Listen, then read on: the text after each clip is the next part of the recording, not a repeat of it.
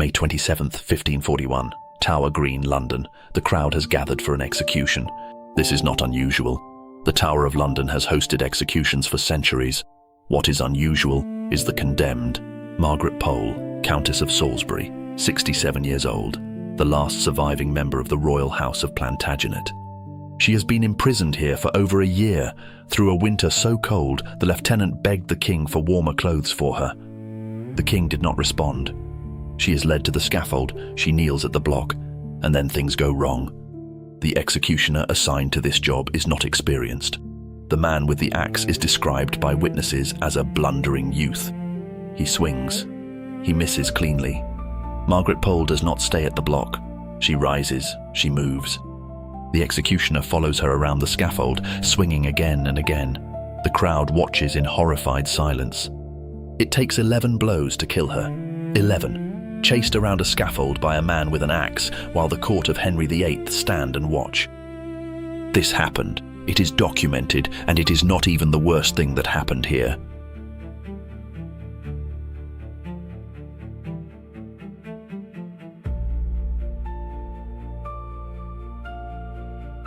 The Tower of London is not one tower.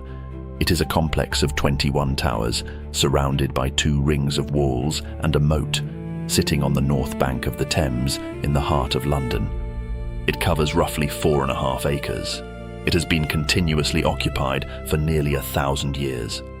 William the Conqueror began building it in 1066, immediately after his victory at the Battle of Hastings. The message was not subtle. The Normans are here, they are permanent, and this is what their permanence looks like. The central keep, the White Tower, the original structure, was completed around 1078. It is still standing. It still dominates the complex. You can still go inside it. Over the following centuries, the Tower of London became many things simultaneously. A royal palace. Kings and queens lived here until the 16th century. A prison, the most feared address in England for anyone who crossed the crown. An execution site, a torture chamber, the home of the Royal Mint, where England's coins were made. A treasury, a records office, an armory holding weapons for the entire English army, and for over 600 years a zoo. Yes, a zoo. The Tower of London housed a royal menagerie from around 1204 until 1835. At various points it contained lions, leopards, a hyena, an elephant, and a polar bear. The polar bear, a gift from the King of Norway, was kept on a long chain and allowed to fish for itself in the Thames. Medieval Londoners walking along the riverbank would have seen a polar bear fishing in the river, attached by a chain to the most feared building in England. The tower has been all of these things. But what it is remembered for, what draws over 3 million visitors every year, is the blood. The specific named documented blood of specific named people who came here and did not leave alive. This building is, more than almost any other structure on Earth, a place where history happened to individual human beings in the worst possible ways. And almost all of it is recorded because the Tudors in particular were meticulous administrators, even when, especially when, they were killing people. Before we get to the specific stories, we need to talk about Traitors Gate. Because understanding what it meant to arrive through Traitors Gate is understanding what the tower was designed to do to you psychologically. Traitors Gate is the water entrance to the tower, a large arched gateway opening directly onto the Thames. Prisoners of sufficient importance were brought to the tower by barge, and the reason this mattered is that everyone in London could see it. The Thames was the busiest thoroughfare in the city. When a barge carrying a prisoner passed under Traitors Gate, there were witnesses. The city knew. There was no private, quiet arrest and disappearance. You arrived publicly through the water gate of the tower, and everyone understood what it meant. Anne Boleyn came through Traitors Gate. Thomas More came through Traitors Gate. The young Princess Elizabeth, the future Elizabeth I, came through Traitors Gate when her sister Mary imprisoned her. She reportedly sat down on the wet steps and refused to move, saying she was no traitor and would not enter as one. She was eventually persuaded inside. She would later sign the death warrants of people who arrived through the same gate. It is a place of profound and tragic irony. Traitors Gate is still there. You can stand in it today. Put your hand on the stone and think about everyone who passed through this specific point with no way back. The most famous mystery in the tower's history, possibly the most famous unsolved murder in English history, is the disappearance of the two princes in the tower. In April 1483, King Edward IV died unexpectedly. His heir was his 12-year-old son, who should have been crowned Edward V. The boy's uncle, Richard, Duke of Gloucester, was appointed protector. Richard moved quickly. He intercepted the young king and escorted him to the tower, officially for his own protection. Then he fetched the boy's younger brother, 9-year-old Richard, Duke of York. The two boys were housed together in the tower's royal apartments, which were comfortable, legitimate royal accommodation. In June 1483, Richard declared himself King Richard III. The boys remained in the tower, and then, gradually, they stopped being seen. Two royal children who had been the center of everyone's attention simply vanished from the historical record. In 1674, almost 200 years later, workmen found two small skeletons buried beneath a staircase, 10 feet underground, under a heap of rubble. They were reinterred in Westminster Abbey. Whether they are actually the princes has never been definitively established. Requests for DNA testing have been repeatedly refused by the relevant authorities. Two children, the heirs to the throne of England, and nobody will officially confirm what happened.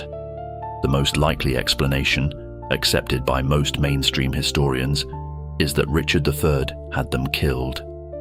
He had the motive, the means, and the opportunity. Dead, they were simply gone. The alternative suspects, Henry Stafford, Duke of Buckingham, Henry Tudor, who became Henry VII, are possible but require more elaborate theories. Richard III benefited most directly from their disappearance. Richard III's supporters argue strenuously that he was innocent. The debate will likely never be fully resolved. Until then, two small skeletons under a staircase is all we have. Of all the things Henry VIII did in this building, the executions of his own wives stand apart. The specific, calculated destruction of women who had committed the crime of being married to the wrong man. Tower Green was reserved for executions that were considered too sensitive for the public scaffold on Tower Hill. Private executions, for people whose deaths the Crown wanted to manage carefully.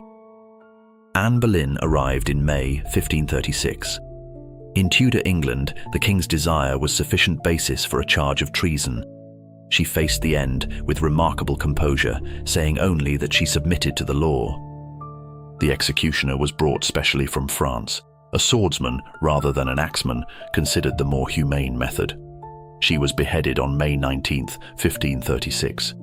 She was buried in an unmarked grave in the chapel of St. Peter ad Vincula. The building where she gave birth to the future Elizabeth I became the building where she was buried without a coffin. Catherine Howard came 6 years later. The night before her execution, she reportedly asked for the block to be brought to her room so she could practice laying her head on it correctly. She was 16 years old. She was beheaded the next morning. She is buried next to Anne Boleyn in the chapel. Henry VIII outlived them both, and 4 other wives besides. There is one more story from Tower Green. In 1483, William Hastings, a loyal supporter, was suddenly arrested mid-meeting. Richard of Gloucester decided his loyalty was inconvenient. Hastings was walked out to the green, where a log was used as a makeshift block, and beheaded on the spot. No trial, no warning. From council member to corpse in the space of an hour. Tower Green is small, it feels enclosed. Standing in it today, knowing what happened in this specific courtyard, it feels far smaller than it looks on a map. English common law officially prohibited torture, which makes what happened in the Tower of London both legally complicated and historically well documented, because every act of torture required a specific royal warrant. The tower had dedicated instruments, the rack, a frame on which the body was stretched until the joints dislocated and tore apart. The scavenger's daughter, the opposite, a metal frame that compressed the body. The manacles, iron shackles by which a prisoner was suspended from the wall for hours or days. In 1605, after the discovery of the gunpowder plot, Guy Fawkes was brought to the Tower. He had been caught with 36 barrels of gunpowder, his plan to blow up Parliament literally on the eve of its execution. James V personally authorized the torture. The warrant specified that it should begin with mild measures and escalate. They started with the manacles and moved to the rack. We know what the rack did to Guy Fawkes because of his signatures. His first confession shows a clear, firm hand. His final signed confession, days later, shows a signature that is almost unreadable. A shaking, collapsing scrawl. He gave up his co-conspirators eventually. He was tried, convicted, and sentenced to be hanged, drawn, and quartered, the most brutal execution in English law. Guy Fawkes avoided the worst of it by jumping from the scaffold and breaking his neck.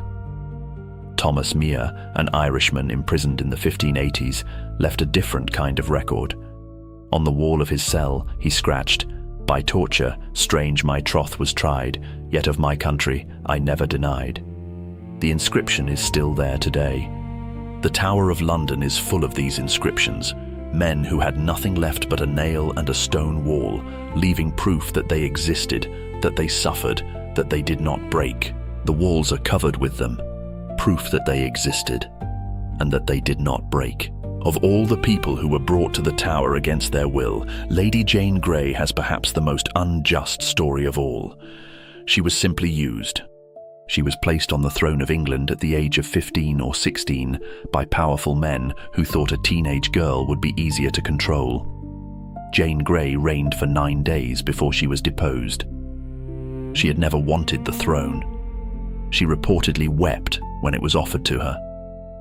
Mary's forces swept the country, and Jane was imprisoned in the Tower. Mary initially planned to spare her. On the morning of February 12, 1554, Jane Grey was led to Tower Green. She was blindfolded for the execution. She knelt and reached for the block and couldn't find it. Blindfolded, hands outstretched, she turned her head and asked the people standing around her, "Where is it? What shall I do?" Someone guided her hands to the block. She was beheaded. She was 16 years old. She had been queen for 9 days. She had never chosen any of it. Her ghost is one of the most frequently reported at the Tower, specifically on Tower Green, where she died. In the Beauchamp Tower, her husband Guildford Dudley carved her name into the stone wall of his cell, Jane, in ornate letters surrounded by flowers. You can still see it today.